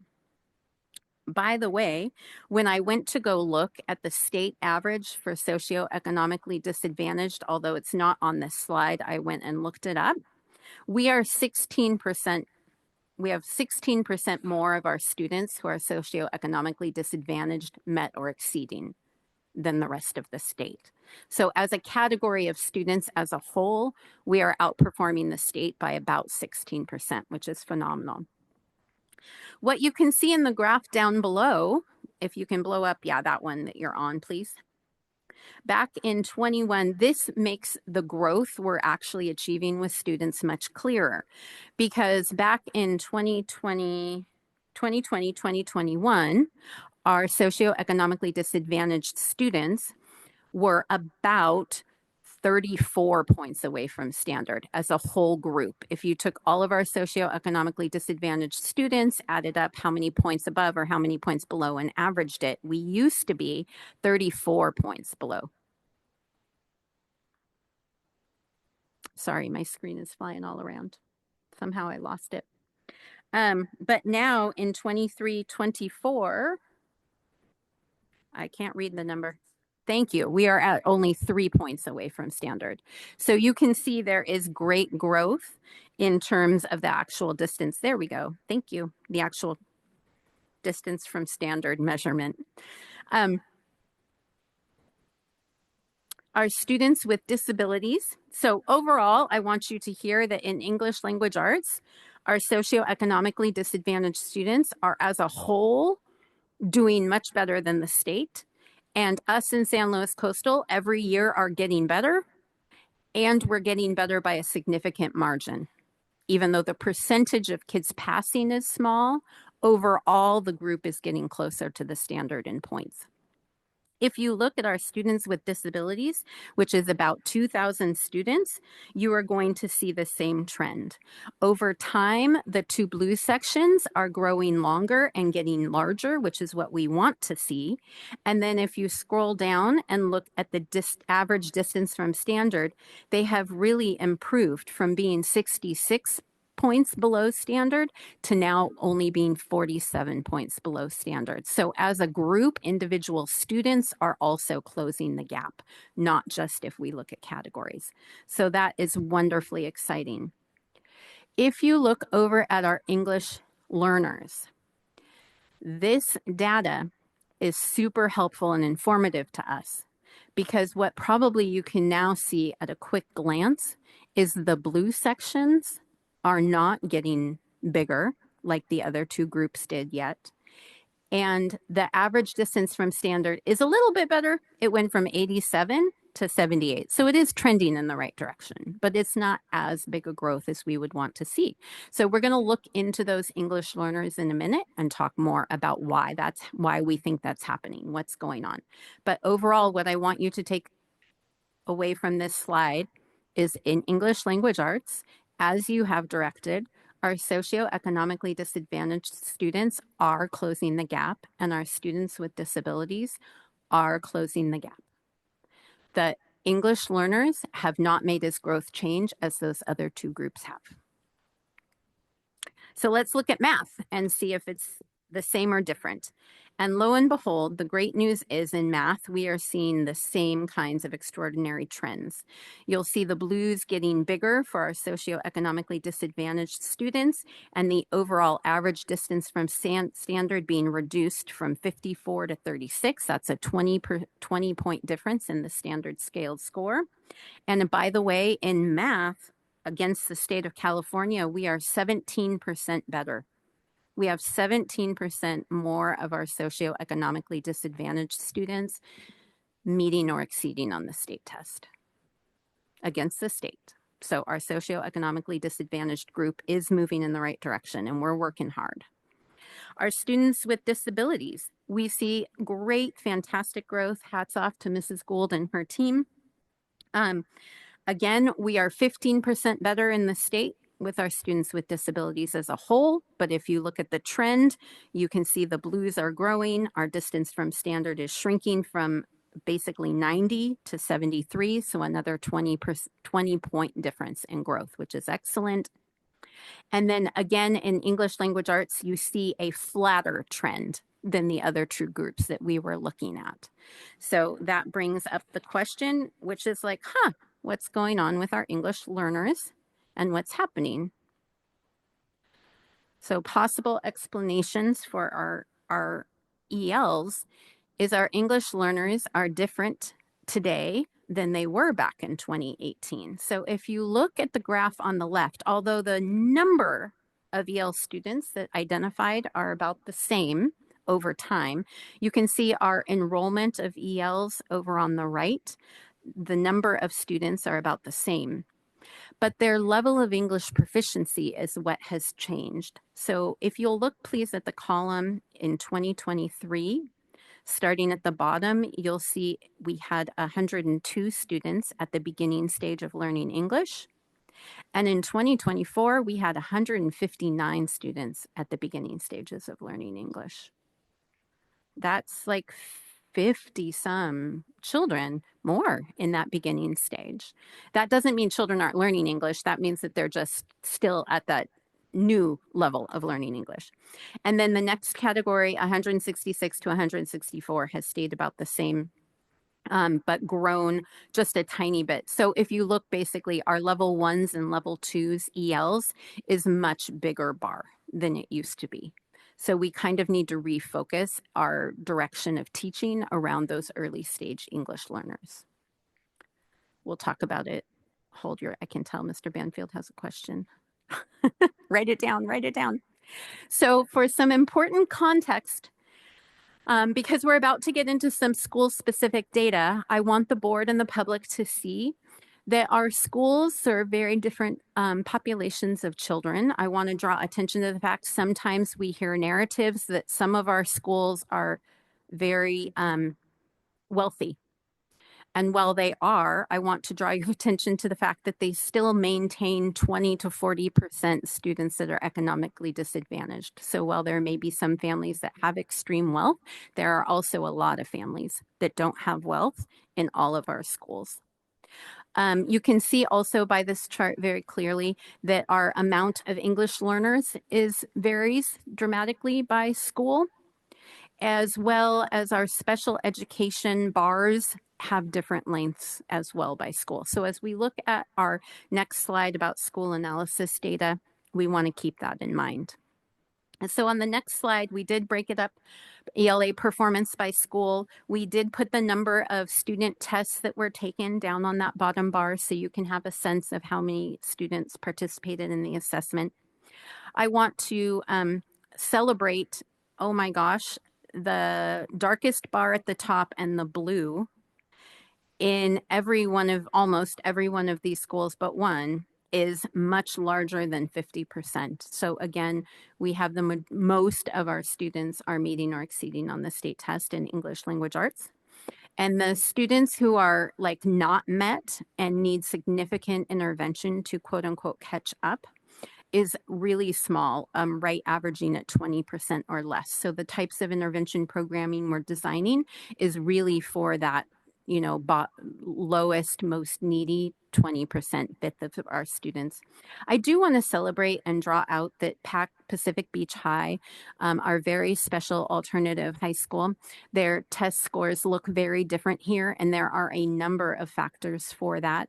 In speaking with Mr. Dowler about it, he wanted me to remind the board that students come to Pacific Beach weeks before the assessment actually occurs, because the assessment only happens in 11th grade and students transfer throughout the year to Pacific Beach. So the Pacific Beach score may or may not be a reflection of the fantastic work our students and staff at Pacific Beach are doing. Similarly, those students are really focused on oftentimes accruing credits at Pacific Beach because they landed or got to go to Pacific Beach and selected Pacific Beach because they had been credit deficient for a number of reasons. And so their focus is on achieving credits. As you know, the math assessment, for example, in 11th grade is based on Algebra 2 math. And that would be a whole nother presentation about how rigorous the state assessments are. And so I didn't want to dive into it here, but it is something I want you to keep in mind as you look at these assessments. We have elementaries clumped together, and then our 2 middle schools, and then our 3 high schools together on the right. And if you go to the next slide, you can see math as well. And this is broken up by school performance. And then the next slide, I wanted to break it out for you by grade level to see if there were any trends in performance, any like grade levels we know, we really need to improve instruction or focus on this grade to provide extra professional development. And I'm happy to report that all of the grade levels with a star by them have actually increased from last school year to this school year, which implies we're doing the right thing, moving in the right direction. I also want to celebrate that in reviewing the state grade by grade disaggregated data, we are again 20 to 30% higher than the state across every grade, not just a little bit higher. 20 or 30% more of our students are passing the state assessments than the rest of the state. So we're very excited about that. And overall, again, our analysts at Parsec pointed out how our ELA performance growing and by year, every direction it is a very strong sign about our English language arts performance in our school district, especially at the middle school and high school levels. The math trend of overall taking a dip is more traditional. So we're going to work on that next. So in summary, I wanted you to take away tonight that San Luis Coastal exhibits strong CAASPP performance compared to both similar districts and of course our county, and that over the past 4 years there has been steady and continuous growth. And the growth was achieved while we are increasing our number of socioeconomically disadvantaged students needing special education, and our English learner students. And when we disaggregate the data, we see very strongly that our economically disadvantaged students and our students with disabilities have seen continuous 4-year growth and improvement. We see our English learner support needed is impacting our CAASPP results. And although we've seen some growth over the past 4 years, this most recent year we saw a decrease with our ELs in performance. And there are still persistent gaps between all of our students and these subgroups that we would want to continue to work on. So the last slide is our action steps that we are putting into place this school year based on these outcomes. And the most important first best step is to continue to build a culture of achievement in the preparation and administration of these state assessments. And and we've talked about our amazing newcomer programs that are now added at our middle and high schools to be able to provide better, stronger, more coherent, more effective beginning and early intermediate instruction to our English learners. We also have purchased Benchmark Education now for TK through 5, 6, has a dedicated ELD component that we are using both in our traditional elementary classrooms as well as the pull-out ELD programs. And similarly, when we opened up the newcomer programs, we also have an aligned, coherent English learner curriculum that our secondary schools now are using with our English learners. We have also found that accessing counseling at our secondary schools was challenging for our students that were English learners and their families. And so we have hired and added additional bilingual counselors at our middle and high schools. And we also have ensured that the students are staying with that counselor over the entire time that they're at the school, so the families feel like they have a direct contact of support. As you've heard about, we started our Equity Parent Task Force and engaging with specifically some of these English learner and socioeconomically disadvantaged families to hear their perspectives about what we need to do better to increase our student performance. We've changed the way we do push out and pull out and push in support for our English learners. For example, at the elementary level, only the EL beginning and the second stage are getting pulled out for instruction, and the 3s and 4s are staying with their classroom teachers, because we know at the elementary level there's already a robust academic language direct instruction going on in those classrooms. So it's best for them to learn that with their peers and have positive peer pressure to use that. We also have grown AVID enrollment. We know that having students together in a college prep learning how to be a successful student in school matters. And so we've significantly increased our AVID enrollment at the secondary schools. And we have, through our summer programming, next gen programming, we're encouraging our students that are socioeconomically disadvantaged students with disabilities and ELs to take more advanced classes. And we're opening the doors to them having more access to advanced and challenging rigorous classes in their regular programming at school. So thank you so much for holding your comments and questions. I'm ready for them. Well, I think, getting back to our EL numbers and why weren't they improving? Well, I think we saw that the enrollment increase. That's why. It's not the program. It's just that we have more. So that's just the way it is. So this was all very encouraging. Oh yeah, very good. Well, 2 things. I just want to say that was a really great presentation. Thank you. Got some. Ooh, the green light. That sound nice.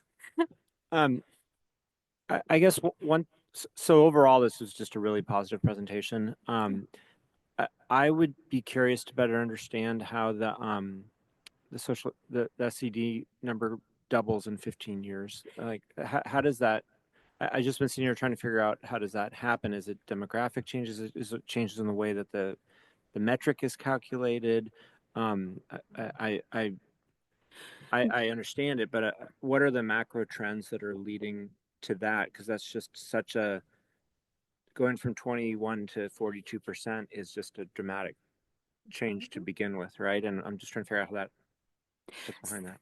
So there is no definitive answer to describe why we see that trend changing. What I can share with you is the way students are identified as socioeconomically disadvantaged is when their parents and families do the automatic update and enrollment paperwork on Aries Now. They mark both the parent education and the household income and how many students are in the household. And that's the three pieces of information that define, well, actually, I think foster homeless youth. I'm looking at Mr. Pinkerton because I think foster homeless youth and homeless students also automatically get qualified in that. Back in 2008, I can only imagine, it used to be what was called a free and reduced paper form that parents would fill out to try and get free and reduced lunch for their children. And then it asks the same information about household income, parent information. So the qualifications of what makes a socioeconomically disadvantaged student, I'm not aware of any changes to what qualifies. I am aware that we've made a change to how we collect that information, but it's more likely a reflection of who is living in the communities that we serve. Thank you. So just to follow up on Brian's question, actually our SED numbers could be higher because we're dependent on parent report, right? You're very accurate. That is usually SED numbers are more likely to be undercounted than overcounted. And I think what's interesting when we look at that over time, we've seen an increase in SED numbers on the coast, particularly in Morro Bay. I'm not sure, except for Pacheco and CL Smith, whether we've seen those same increases in SED numbers in San Luis Obispo, perhaps at Hawthorne as well. So it's kind of an interesting shift in where I think our SED numbers are where I would guess our SED numbers are coming from. You see that? Yeah, we can right now. Well, we can grab that data. That's the beauty of a data dashboard. And I will be able to get that to you in Friday Focus to look at each school's changing SED number over time. And we could choose to, then you'll have a picture of coast versus city changes. But my question was going to be, can you talk to me a little bit about how the benchmark implementation is going and whether, understanding that it's a big change for teachers and it's a lot of it, a lot of new learning for them, a lot of new expectations that we have. But overall, what's the sense of how it's going? Is the sense that it is going to help us achieve what we wanted it to achieve, which was an increase in English language development, or not development, but English language, our scores, but not just our scores, what our students are actually doing. Yeah, I wish Miss Shepard was here to celebrate the hard work of her and her team. Well, on one hand, an implementation can lead teachers to pull their hair out and feel moments of frustration in front of students because they can't find the right link on the document camera. We have heard a lot of positive feedback from staff members about the relief in having materials that feel very engaging and rigorous for students. So anecdotally, I mean, in terms of implementation, it's going phenomenally well. I can report everyone has the materials they need. Everyone is very well aware of what the expectation for implementation is. And we are still, quote unquote, right, figuring it out each unit. So right now, most people are in implementation of Unit 2 and we're getting ready for Unit 3. And so now there's a flood of questions as teachers preview materials about Unit 3 assessment and Unit 3 read aloud and such like that. But Tricia Taves and Miss Shepard, and hats off also to Chelsea Smiley, who helped the transition go so smoothly. It's been phenomenal, and we've had great adoption reception. Have we, because we use a standards-based report card, and there must be some data that's being applied to this first grading period, which should be happening, I think, next week. Yes, teachers in elementary worked on report cards last Friday. Have we started to see any difference in the number of students who are getting, say, a 3 or 4 on our standards-based report card, as opposed to, say, last year with the other reading program? Are we starting to get some glimmers of that kind of information? I'm sorry, we don't Okay. have that yet because our Fast Bridge window closes coming up here. Like we want to both look, we would expect increased performance on Fast Bridge, our local Right. standardized assessment, and we would expect to see increases in overall report card grading. But because those haven't been tabulated and collected Okay. yet, that will be coming to the board in the next few weeks. Great. Okay, thank you. Oh, Mrs. Kitchen. Yeah, I too enjoyed the report. Can you tell me what an example of cohort counseling model would be? Yeah, traditionally, formerly at our high schools and middle schools, students, each counselor gets a section of the alphabet to be those students' counselors. And so I'm A through G and he's H Right. through L. What happens when you do it that way is one, if children are on the cusp between the letters, one year I have Mr. Jones and the next year I have Mr. Smith, and they don't really know me and we don't have a connection. The other challenge is because not all of our counselors are bilingual, biliterate, and so some of the families can't communicate as effectively with all of the counselors. So by maintaining, for example, at Laguna, if students are only there 2 years and you put 7th graders with one counselor and 8th graders with a different counselor, that means the students and the families can't connect for an extent. It's harder to make a strong relationship. And so instead, we're trying to group students with similar needs together with a counselor that has a programmatic focus over the entire course of their career at the school. Oh, great. Thank you. Sounds great. Mr. Butler. Thanks. So first of all, wow. And I really like the ability that you have to I want to say play with the data, but that's not the right word, but to use the data and to give us this kind of report. I want to talk to Mr. Clausen's comment, though, if I can. So I spent some time working in Tucson, Arizona, and going to school. And one of the things I learned as a reporter was it takes I think it's between 3 and 8 people to support every retiree.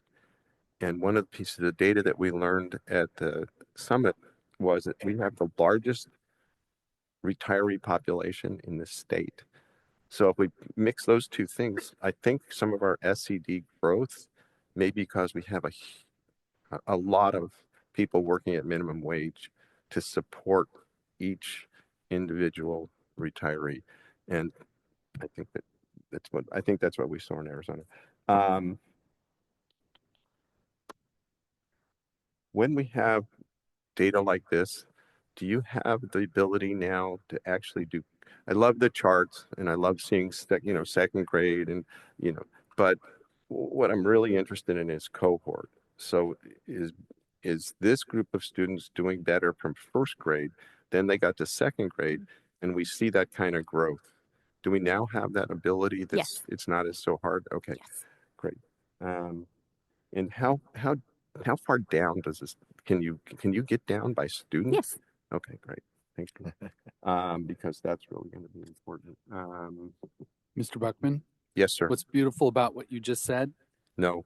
And Parsec, which, Lisa could have kept going on Right. about the benefits, but what you saw tonight was the surface of what this tool will become for principals and teachers. Yeah. In fact, in my conversation with principals, they're already thinking about how this as a tool can produce student reports, individual student reports for parents. Yeah. So when a parent comes in, they can print this out or print out a student report and talk to their students' parents about many different indicators. And it won't take them hours and hours and days to put it together. And I'm just so excited about where this is heading. Tonight was our first kickoff. And so I appreciate you bringing that up. Yeah, no, and I'm going to go and spend some time because these charts are so different that I'm not, I just need to get re-educated. Anyway, so I have some other questions that I'll ask Sure. when we get together sometime, but Yeah. this was great. Thank you. Yeah, I would be happy to invite any board member to come and sit with me. I can demo toggle the switches and you can watch the data dashboard shift and change, and we'll do our best to answer any question. It is new to me as a tool. I haven't used it and had the 3-hour training everybody else did, but I'm super excited to invite you into my office and we can play around with it and get some questions and answers together. Data 101. I could tell you were really pleased and excited to share this information tonight. I could tell. Yeah. This was great. I think one of the things that might be affecting the rise in our SED is, well, just a simple economic trend. Our cost of living is outpacing our wages. I think that's it. Really. Because I'm looking at, when I visit Monarch, and I see families of families. Okay. They're the same kind of people, same quality people, good people. But their circumstances are changing because of the economics. I do have one other important comment. Would it be at all possible in this new software to put numbers at the bottom of the pages? So when we make a reference, I can say page. Thanks. I appreciate it. You mean page number, the Page slides? number. Sorry, it's those numbers. Thank you. Mrs. Hinton? Oh, you were on, you were off. Okay, Mrs. Roger. Thank you. This is indeed encouraging data. And thank you for the presentation. As you know, and Dr. Prater knows very well, it was the board's clear direction to him for his focus this year to be on closing the achievement gap, as it is always the number one priority when we sit down and establish goals. So it's great to see that that progress is being made and so much attention is being directed to improving the outcomes for our students. My understanding, and I might be wrong about this, but to be SED, which is just, I don't know why we don't just say children in poverty, but we use that acronym. You have to meet the federal guidelines for income for, say, for example, for a family of 4, and it is very low. I can't remember. Is it like $18,000 or $28,000? It's Someone can a Google person, it. I mean, a family. yeah, I don't know what it is. A family trying to survive in this area on that income struggles mightily, and often they're doubled and tripled up in their living situations just in order to be able to be here. So I think it's important to understand what that poverty means really for these children. And then also, I've always looked at it in terms of the economics of it. In your opinion, what do you think the socio refers to? In socioeconomically disadvantaged. Exactly. I think it refers originally to kind of like social class, meaning that there might be class related divisions of access and opportunity. I think it kind of refers to that idea of like foster homeless youth are automatically socioeconomically disadvantaged, or a child whose parents didn't graduate high school are automatically considered socioeconomically disadvantaged. So it's not, the point is the designation is not only based on income as a sole factor. There are other social factors that affect your identification. Thank you. Thank you very much for explaining that. Yeah. I just have a couple of quick question, well, a question and a comment. And with our increase in numbers of EL students, it's also my understanding that we have comparative, well, it would make sense just with the higher number of students coming in as English learners, that there would be more, of course, at the beginning level, but that these beginning level students are entering many of them at a higher age. So we have someone coming into middle school or high school. Thank you. Yes. With no English. Correct. Parsec had done the data analysis to look for a trend, because across the state, traditionally, you would have a large group of English learners entering in your TKKs, and then they move up through the grades. And that is not actually what occurs or happens here in San Luis Coastal, but instead, we actually have a very equal distribution amongst our elementary kids, our middle school kids, and our high school students in terms of their entry into English programming in our school district. That's another slide I would share with you at another time, but that is accurate information, Mrs. Sheffer. That's a little bit different, as you were indicating. So, yep. Of course, but let me be clear one more time. So the total number from 2008 to 2024 has tripled, the percentage of our students.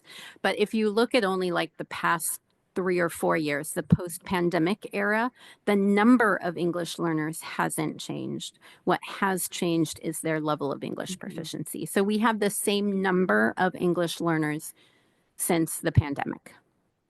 But they're spread out a little differently. They are spread out differently across the proficiency level. Someone who enters in middle or high school to be able to then take algebra. It would not be reasonable to expect them to be able to pass an algebra 2 test in English if they just started learning English in middle school. That's right. It would be very challenging. Yeah. So I think that's an important note. And then secondly, I think that... Well, can I add one more piece of information about the English Learners Student Group, which is similar to our Students with Disability Group. To be identified as part of that group, you have to not pass the state test.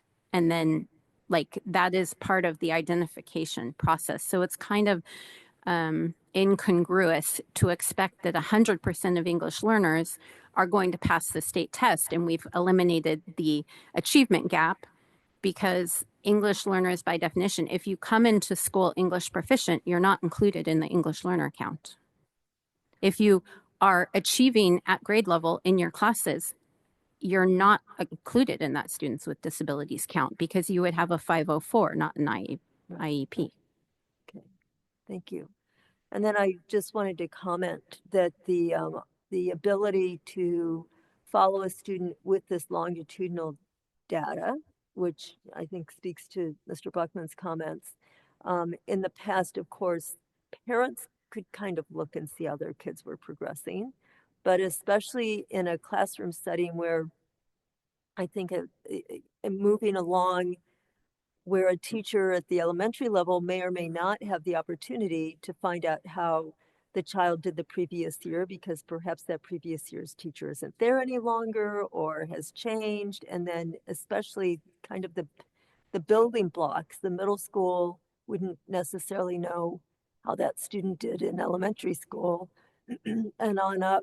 And I think having this data could really provide insight for teachers in helping students achieve greater student success.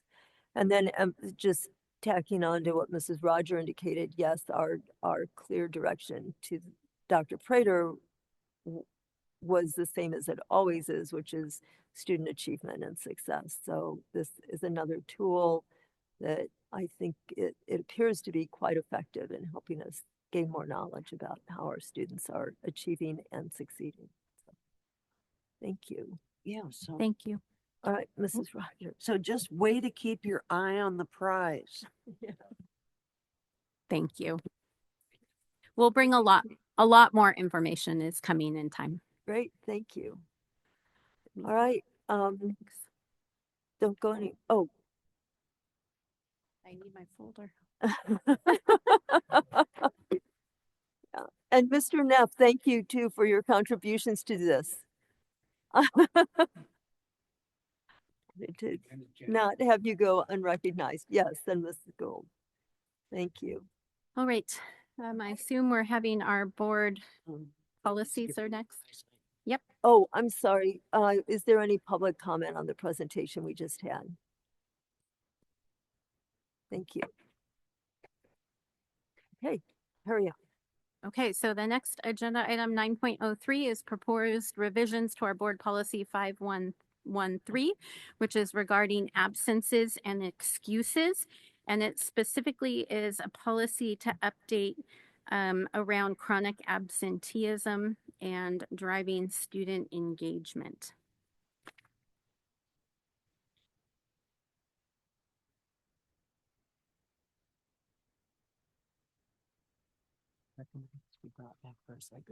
Yeah, I need to know if there's anyone from the public who has comments on this particular. Okay, then is the board all right with having this come back for a second reading? There's no urgency to any of these, is my Nope, they're all, this is first reading. Next is intra-district open enrollment. This is coming to you tonight regarding interdistrict open enrollment because we are required to review this policy annually. So there were no major substantive changes. Okay. Anyone from the public? Okay, then we will bring this back. And the third and final one, 5145.3, is one of the new Title IX updates regarding sexual harassment, discrimination, non-discrimination, and harassment. And we updated it in July per Lozano Smith's recommendations and references, and now CSBA has come out with their update and revision. And so this is just making a couple revisions to the CSBA version. Okay, great. Anyone from the public? Right. And this will come back as well. All right, we will thank you for that. We've spent a lot of time up the dais this evening.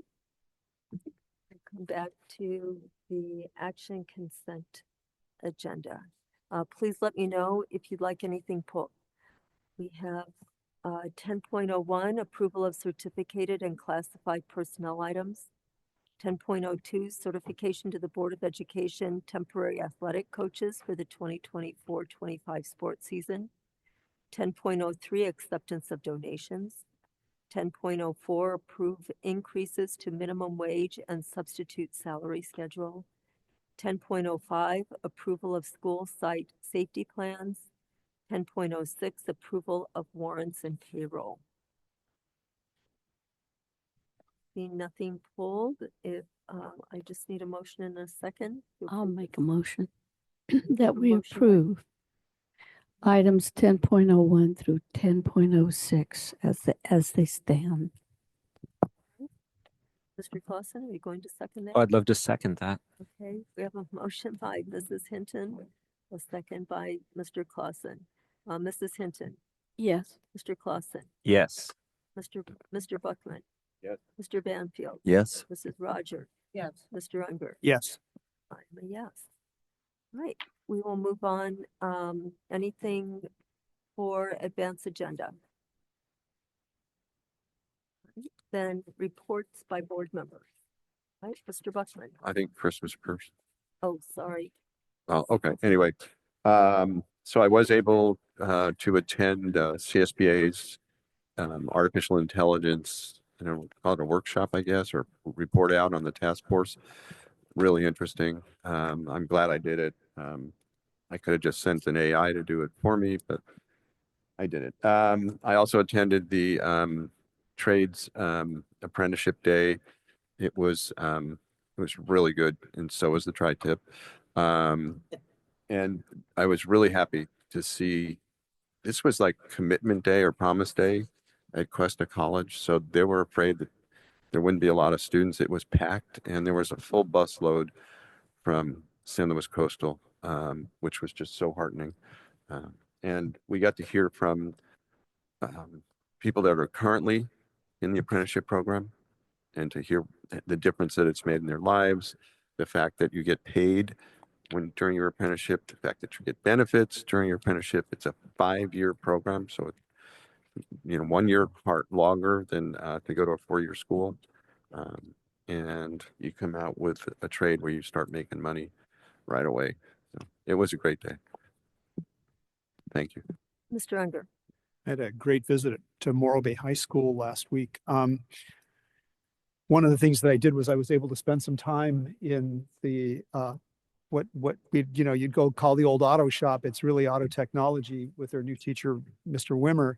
Mr. Wimmer is a part-time teacher there. I think he teaches 0.8, and the other rest of his day he owns an auto shop himself.